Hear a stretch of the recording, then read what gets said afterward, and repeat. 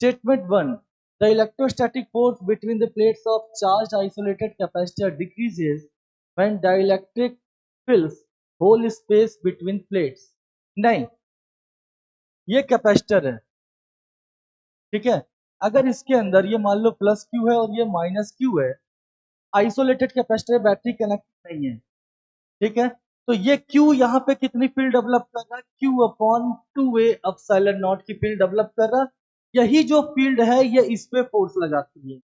अगर बीच में आप स्लैब डाल भी देते हो यहाँ क्यू, तो यहाँ आ जाता है माइनस क्यू इंड्यूस्ड और यहाँ आ जाता है प्लस क्यू इंड्यूस्ड। अभी भी अगर आप यहाँ पे फील्ड देखोगे, इन तीनों की फील्ड मिला के इतनी ही रह जाएगी, क्योंकि ये दोनों एक दूसरे की फील्ड को यहाँ कैंसिल कर देंगे, ठीक। तो निगेटिव चार्ज पे जो फील्ड है वो डाइलेक्ट्रिक डालने से चेंज नहीं होती, इसलिए फोर्स की वैल्यू भी चेंज नहीं होगी। जबकि ये कह रहा है डिक्रीजेस, तो स्टेटमेंट 1 ही रॉन्ग हो गया, ठीक। पहले 3 एबीसी में कहा स्टेटमेंट 1 ट्रू है जबकि वो रॉन्ग है, तो राइट आंसर तो फिर डी ही होना चाहिए।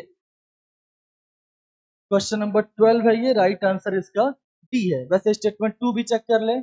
The electric field between the plates of A charged isolated capacitor decreases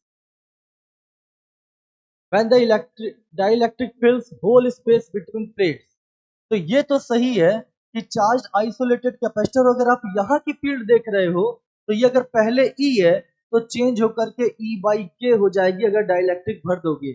ये तो डाइलेक्ट्रिक कांस्टेंट के डेफिनेशन से ही आता है, इसकी डेफिनेशन यही है कि फील्ड डिक्रीज कर जाती है, तो जितने टाइम्स डिक्रीज करती है वो डाइलेक्ट्रिक कांस्टेंट है। तो डी राइट आंसर है, यानी कि लास्ट क्वेश्चन में स्टेटमेंट 1 फॉल्स है, स्टेटमेंट 2 करेक्ट है।